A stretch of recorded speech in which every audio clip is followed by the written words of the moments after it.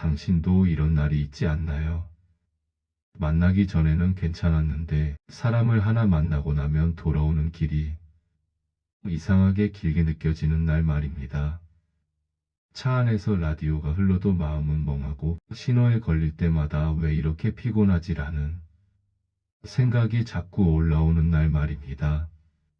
싸운 것도 아닌데 큰일이 있었던 것도 아닌데 집 문을 열고 들어서며 신발을 벗는 순간 몸보다 먼저 마음이 툭 내뱉습니다. 오늘은 내가 마음을 너무 많이 줬다. 그날의 피곤은 한 번에 끝나지 않습니다. 잠자리에 누워도 몸은 누웠는데 마음은 자꾸 그 장면으로 되돌아갑니다. 내가 했던 말, 상대가 했던 표정, 그때 내가 참아버린 한마디가 자꾸 떠오릅니다. 그때 왜 그냥 웃어넘겼지 하는 후회가 얇은 종이처럼 겹겹이 쌓여 잠이 깊어지지 않습니다. 그리고 다음날 아침 별일도 아닌데 몸이 무겁고 커피를 마셔도 개운하지 않은 날이 생깁니다.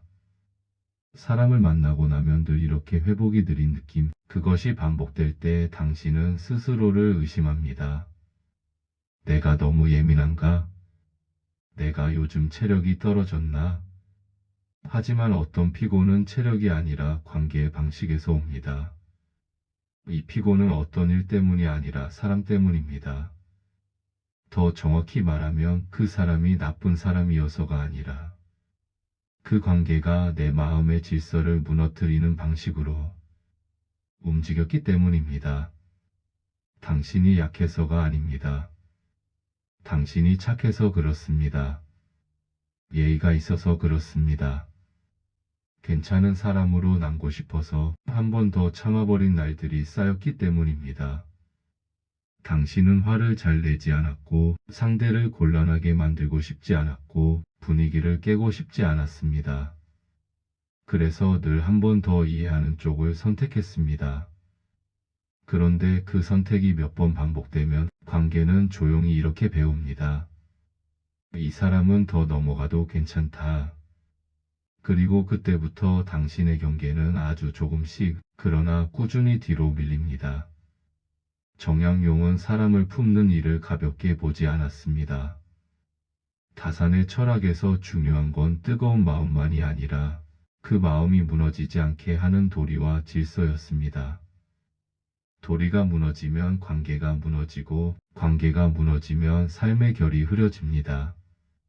그래서 오늘은 누군가를 미워하라는 말이 아니라 당신이 당신을 지키라는 말을 하려 합니다. 당신의 남은 날들은 누군가의 기분을 달래느라 소진하기엔 너무 소중하니까요. 그리고 여기서 중요한 건 차갑게 굴자가 아닙니다. 다산이 말하는 단정함은 냉정이 아니라 품격입니다.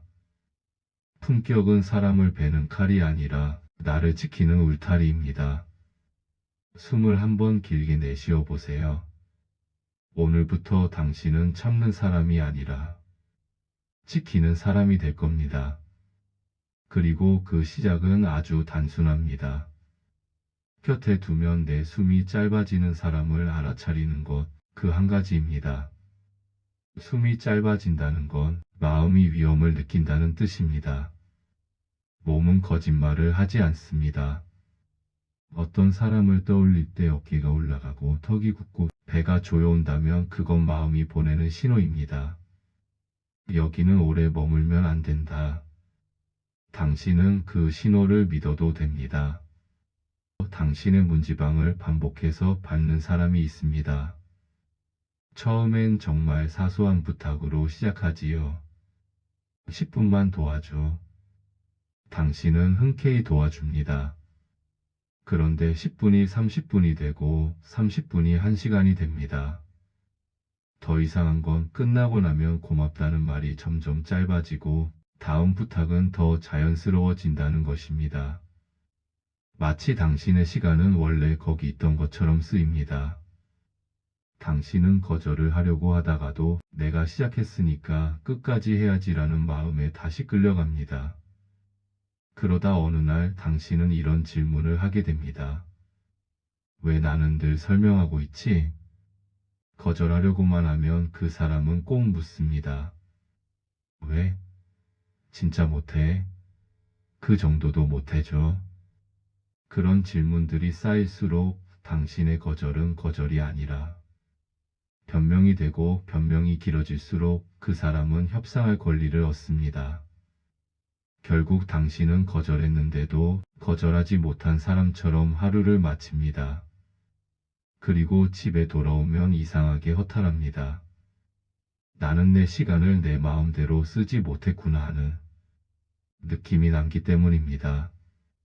정약용의 관점에서 보면 여기서 필요한 건 감정이 아니라 예와 경입니다. 예는 거칠애가 아니라 선을 지키는 기술이고 경은 내 마음을 흐트러뜨리지 않는 단정함입니다. 이 당신은 오늘부터 아주 짧게 말하면 됩니다. 지금은 어렵습니다. 그 뒤에 이유를 덧붙이지 않아도 괜찮습니다. 말씀은 이해했지만 어렵습니다. 그 사람이 또 묻더라도 당신은 문장만 반복하면 됩니다. 설명을 붙이지 않는 반복이 곧 울타리가 됩니다. 자리를 끝낼 때는 이렇게 말해도 좋습니다. 오늘은 여기까지 하겠습니다. 저는 쉬어야 합니다.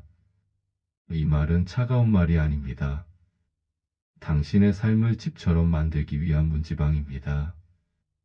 문지방이 있어야 집이 집이 되듯 경계가 있어야 삶이 삶이 됩니다. 경계가 생기면 비로소 관계도 안전해집니다. 왜냐하면 상대도 어디까지가 선인지 알게 되기 때문입니다. 선이 없으면 사람은 자꾸 더 들어옵니다. 들어오다가 서로 다치게 됩니다. 그 다음은 조금 더 교묘한 사람이 있습니다. 손으로 빼앗지 않고 말로 흔드는 사람입니다. 바로 죄책감으로 당신을 움직이게 하는 사람입니다. 당신도 못해준 날이 있습니다. 몸이 힘든 날도 있고 마음이 내려앉는 날도 있습니다. 그런데 그 사람은 사정을 묻지 않습니다. 대신 성품을 묻습니다. 너 요즘 변했네. 너 원래 안 그랬잖아. 이것은 질문이 아니라 판결입니다. 당신을 나쁜 사람으로 만들어 놓고 그 다음에 원하는 것을 얻어내는 방식이지요. 가끔은 과거를 들고 와서 현재를 묵습니다. 내가 너한테 해준 게 얼만데. 도움은 감사로 남을 때 아름답지만 도움이 청부서가 되는 순간 관계는 사랑이 아니라 거래가 됩니다. 그리고 그 거래 속에서 당신은 숨이 막힙니다. 내가 왜 채무자 같지라는 느낌이 올라오는 순간 당신의 친절은 자비가 아니라 삐까피가 되어버립니다. 심지어 가족인데 그 정도도 못해? 라는 말이 나올 때 가족이라는 따뜻한 말이 칼이 되어 당신의 경계를 찌릅니다. 이때 당신은 두 갈래로 무너집니다. 하나는 미안함이고 다른 하나는 분노입니다. 미안함 때문에 끌려가고 분노 때문에 잠을 이룰 수 없습니다. 둘 다 당신을 소진시킵니다. 다산의 철학에서 이때 필요한 건 의와 성입니다. 의는 옳음의 기준이고 성은 내 마음을 속이지 않는 진실함입니다. 내가 정말 원해서 돕는가 아니면 미안해서 끌려가는가. 이 차이를 확인하는 순간 당신의 삶은 다시 제자리를 찾기 시작합니다. 그래서 오늘부터는 마음속으로 이렇게 말해보세요. 감사는 빚이 아니다. 나는 거래로 살지 않는다. 그리고 입 밖으로는 단정히 짧게 죄책감으로 결정하지 않겠습니다. 그때의 일과 지금의 결정은 다릅니다. 가족이라도 제 경계는 지켜야 합니다. 혹시 너 변했다는 말이 돌아오면 당신은 이렇게 말할 수 있습니다. 네, 저는 변했습니다. 더 건강해지려고요. 성장은 누군가에겐 불편입니다. 하지만 당신의 건강한 변화는 죄가 아닙니다. 오히려 그 변화는 당신이 이제야 제자리를 찾고 있다는 증거입니다. 그리고 관계의 공기를 서서히 썩게 만드는 사람이 있습니다. 거짓말이 큰 사건으로 터지는 게 아니라 습관처럼 흘러나오는 사람이지요. 약속이 늘 사정으로 바뀌고 말이 매번 달라지고 책임이 흐려집니다. 갈게. 가 못 가. 가되고 할게. 가 안 했어. 가됩니다. 처음엔 당신이 이해합니다. 두 번도 이해합니다. 세 번이 되면 마음은 붙습니다. 나는 존중받고 있나? 더 나쁜 것은 당신이 관계 속에서 사람이 아니라 탐정이 된다는 겁니다. 확인해야 마음이 놓이고 기록해야 말이 맞고 증거가 있어야 대화가 끝나는 관계. 이것은 우정이 아니라 조사이고 친밀이 아니라 소모입니다. 그리고 이 소모는 겉으로는 티가 안 나지만 속에서는 계속 당신을 마르게 합니다. 믿고 싶어서 믿는 게 아니라 의심하고 싶지 않아서. 억지로 믿는 관계는 오래 갈수록 마음이 닳습니다. 정약용이 중시한 덕목 가운데 하나는 신입니다. 신뢰가 무너지면 관계는 오래 갈수록 달콤해지지 않습니다. 오래 갈수록 더 마르게 됩니다. 그러니 당신은 더 이상 확인하려 애쓰지 않아도 됩니다. 단정하게 이렇게 말하면 충분합니다. 약속이 반복해서 깨지면 저는 거리를 두겠습니다. 말과 행동이 다르면 저는 믿기 어렵습니다. 확인하고 싶은 관계는 저에게 맞지 않습니다. 당신이 지켜야 할 건 그 사람의 말이 아니라 당신의 마음이 마르는 속도입니다. 그리고 마음이 마르기 시작하면 그 신호는 보통 아주 작게 옵니다. 가벼운 피로, 가벼운 짜증, 가벼운 회피. 그 작은 신호를 무시하지 마세요. 작은 신호를 존중하는 사람이 결국 큰 붕괴를 피합니다. 그런데 어떤 관계는 말의 진실보다도 더 빠르게 당신을 무너뜨립니다. 상처를 말하면 농담으로 덮는 사람입니다. 당신이 어렵게 입을 엽니다. 그 말은 좀 상처였어. 그 사람은 웃으며 말합니다. 그걸 진지하게 받아들였어. 그 웃음 하나에 당신은 다시 말을 삼킵니다. 말하지 않는 시간이 늘어나면 관계는 가까워지는 게 아니라 말이 사라지는 방향으로 갑니다. 그리고 요즘 너 예민하다라는 말로 대화를 닫아버리면 당신은 결국 스스로를 의심하게 됩니다. 내가 예민한가? 하지만 아닙니다. 당신의 감정은 문제 아니라 신호입니다.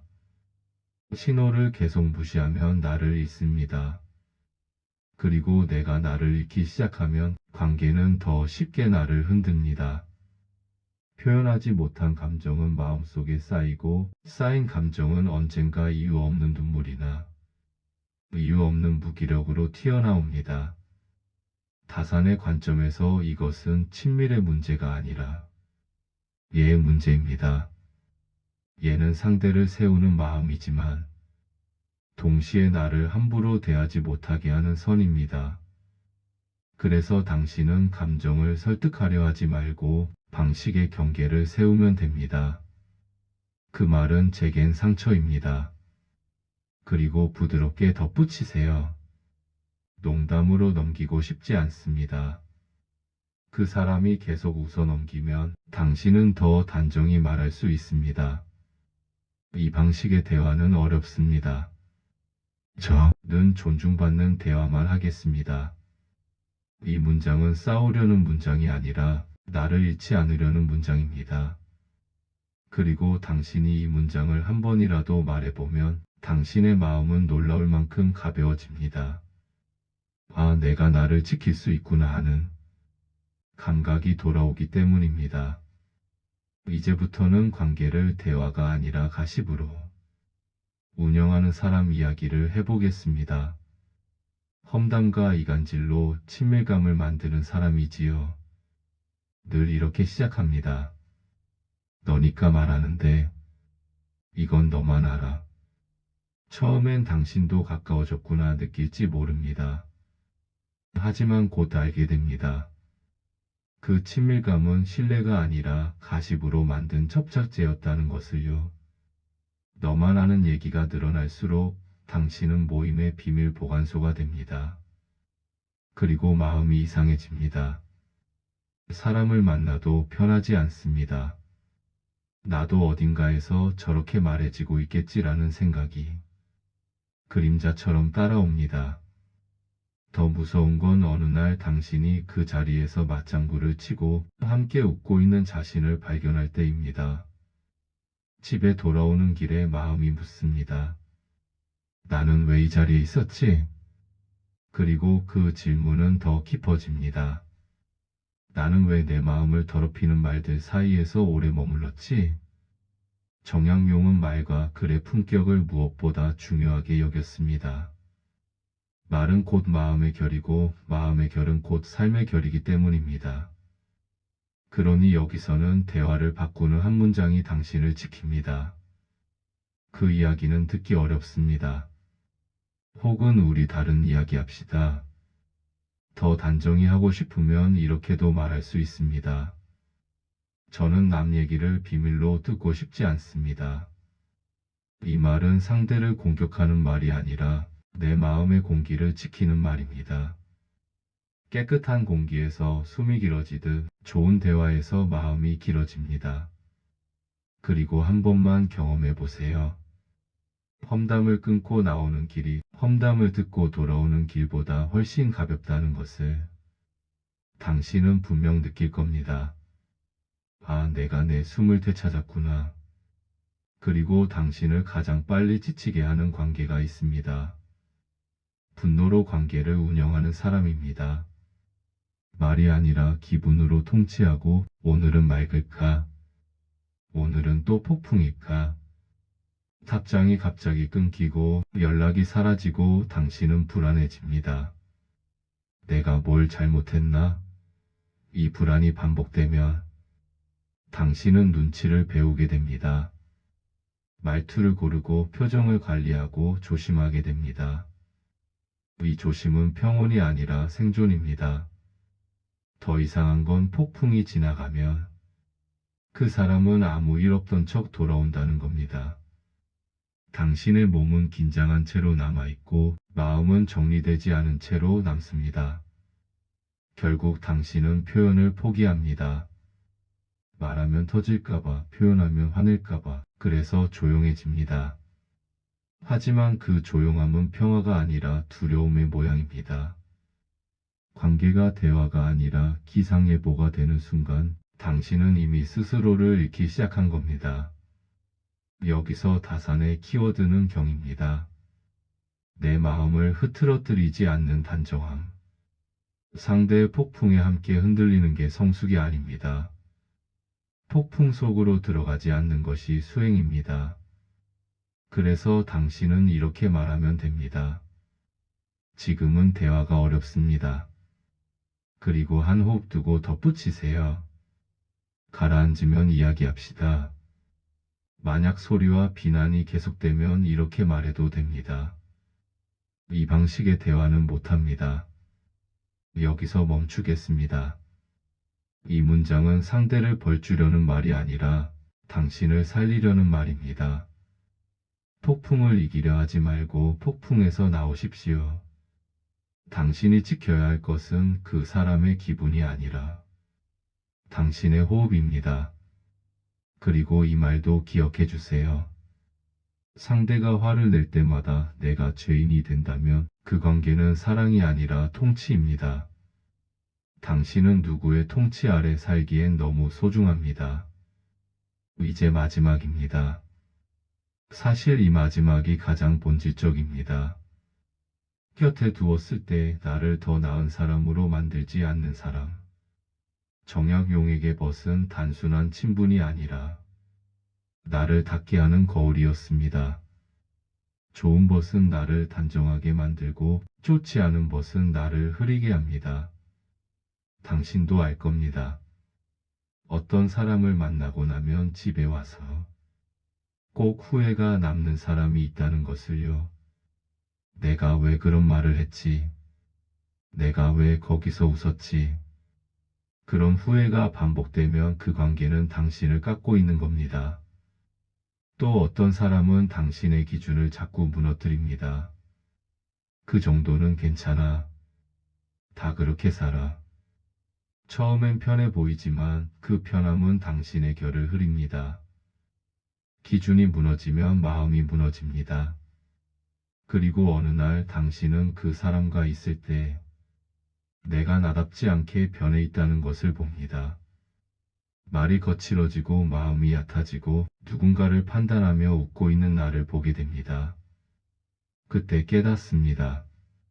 이 관계는 내 인생의 결을 바꾸고 있구나. 그 깨달음은 슬프지만 동시에 당신을 살립니다. 이제 방향을 바꿀 수 있기 때문입니다. 그러니 당신은 조용히 결심해도 됩니다. 누군가를 공격하지 않아도 됩니다. 단정히 한 문장만 세우면 됩니다. 이 관계는 저를 흐리게 합니다. 그래서 거리를 두겠습니다. 그리고 실제로는 이렇게 말하면 충분합니다. 요즘은 제 컨디션 때문에 만남을 줄이겠습니다. 저는 조용하고 건강한 관계가 필요합니다. 당분간 거리를 두겠습니다. 줄이는 것은 도망이 아닙니다. 줄이는 것은 호흡을 되찾는 길입니다. 거리를 둔다는 건 차갑게 등을 돌리는 게 아니라 내 마음을 다시 내 품으로 데려오는 일입니다. 내가 내 편이 되는 일입니다. 여기까지 들으면서 당신은 이런 생각을 할지 모릅니다. 그래도 관계는 단번에 끊기 어렵다. 맞습니다. 오래된 인연일수록, 가족일수록, 이웃일수록 어렵습니다. 그래서 저는 다산식으로 3가지 길을 권하고 싶습니다. 반복되는 침범과 조종과 거짓말과 폭풍이 계속될 때는 끊기가 필요하고, 사람 자체가 나쁘진 않지만 내 컨디션이 계속 다를 때는 줄이기가 필요하며, 계속 잘 지내고 싶지만 기준이 필요한 관계라면 다시 정하기가 필요합니다. 무엇을 선택하든 먼저 필요한 건 하나입니다. 내 기준입니다. 오늘 밤 마음속에 딱 한 줄만 세워보세요. 나는 평온을 잃는 관계를 계속하지 않겠다. 이 한 줄이 생기면 말이 쉬워지고 선택이 단단해집니다. 그리고 신기하게도 선택이 단단해지면 외로움은 오히려 줄어듭니다. 이유는 단순합니다. 소모되는 관계가 줄어들면 정말 필요한 사람에게 쓸 마음이 남기 때문입니다. 하지만 우리는 흔히 함정에 빠집니다. 첫째, 미안해를 너무 길게 말하는 습관입니다. 미안함이 길어질수록 상대는 틈을 봅니다.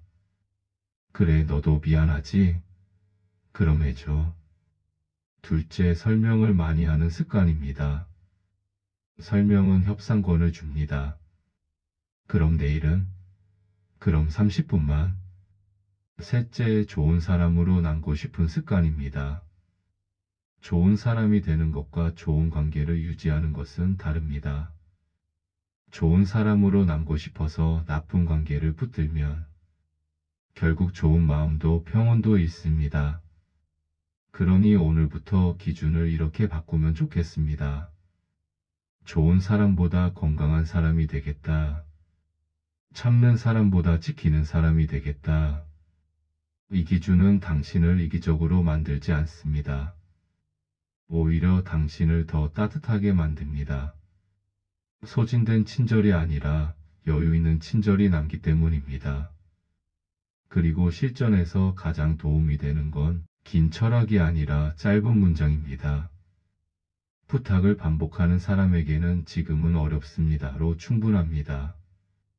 돈이나 시간을 자꾸 가져가려는 사람에게는 저는 대여는 하지 않습니다. 원칙을 지키겠습니다가 충분합니다. 험담을 들고 오는 사람에게는 그 이야기는 듣기 어렵습니다. 우리 다른 이야기 합시다가 충분합니다. 분노로 관계를 운영하는 사람에게는 지금은 대화가 어렵습니다. 가라앉으면 이야기합시다가 충분합니다. 죄책감으로 흔드는 사람에게는 죄책감으로 결정하지 않겠습니다가 충분합니다. 이 문장들이 짧은 이유는 당신의 삶이 설명으로 지켜지지 않기 때문입니다. 당신의 삶은 기준으로 지켜집니다. 설명을 줄이는 날부터 당신은 가벼워지기 시작합니다. 증명이 사라지면 마음은 다시 숨을 쉽니다. 그런데 거리를 두고 나면 마음이 흔들립니다. 이건 아주 자연스럽습니다. 결정하기 전에는 내가 너무한가 흔들리고 거리를 둔 뒤에는 외로워지면 어떡하지, 미움받으면 어떡하지 흔들립니다. 다산의 방식은 감정과 싸우지 않습니다. 감정을 정리합니다. 감정은 파도이고 당신은 배를 고르는 사람입니다. 죄책감이 올라오면 이렇게만 말해보세요. 아, 죄책감이 올라왔구나. 외로움이 올라오면 이렇게 말해보세요. 아, 외로움이 올라왔구나. 알아차리면 감정은 주인이 되지 못합니다. 당신의 평온은 누군가의 기분보다 소중합니다. 당신은 미움을 피하려고 평생을 소진해선 안 됩니다. 그리고 기억하세요. 외로움은 사람이 부족해서가 아니라 마음이 쉴 곳이 없어서 더 커집니다. 마음이 쉬는 공간을 만들면 외로움은 생각보다 빨리 잦아듭니다. 이제 마무리하겠습니다. 가능하면 등을 편하게 기대고 숨을 천천히 느껴보세요. 숨을 들이쉽니다. 천천히. 숨을 내쉽니다. 더 길게. 당신은 오늘 사람을 미워하라는 말을 들은 것이 아닙니다. 당신을 지키라는 말을 들었습니다. 당신은 많은 날 친절했고 그 친절이 당신의 품격이었습니다. 하지만 친절은 당신을 해치라고 있는 것이 아닙니다. 친절은 당신이 살아있기 위해 더 따뜻해지기 위해 있는 것입니다. 그러니 오늘의 친절은 바깥으로만 나가지 말고 당신에게도 돌아오게 하세요. 당신도 당신에게 친절해야 합니다. 지금 마음속에 한 사람을 떠올려도 좋습니다. 곁에 두면 내 숨이 짧아지던 사람. 만나고 나면 마음이 무거워지던 사람. 그 사람을 미워하지 마십시오. 미움은 또 다른 쇠사슬입니다. 대신 당신의 몸을 보십시오. 그 사람을 떠올릴 때 어깨가 올라가는지, 숨이 얕아지는지, 턱이 굳는지. 몸은 이미 알고 있었습니다. 당신이 모른 척했을 뿐입니다. 그리고 당신이 모른 척했던 이유는 되게 착해서입니다. 관계를 깨고 싶지 않아서입니다. 하지만 이제는 알겠습니다. 관계를 깨지 않으려다 내가 깨지는 건 더 이상 자비가 아니라는 것을요. 이제 모른 척하지 않아도 됩니다. 마음속으로 조용히 말해봅니다. 나는 내 마음의 울타리를 지키겠다. 다시 한번. 나는 내 마음의 울타리를 지키겠다. 그리고 한 문장을 더 올려놓습니다. 나는 누구와 가까워질지 선택할 권리가 있다. 이 문장은 차가운 말이 아닙니다. 당신을 살리는 따뜻한 말입니다. 오늘 당신이 세운 울타리는 누군가를 밀어내기 위한 것이 아니라 당신의 숨이 편안히 머물 집을 만들기 위한 것입니다. 숨을 한 번 더 길게 내쉬십시오. 그리고 스스로에게 이렇게 말해도 좋습니다. 오늘 나는 나를 지켰다. 그것이면 충분합니다. 오늘도 당신의 마음이 무사하기를, 당신의 하루가 조용히 단단하기를, 오늘도 조용히 그대를 응원합니다.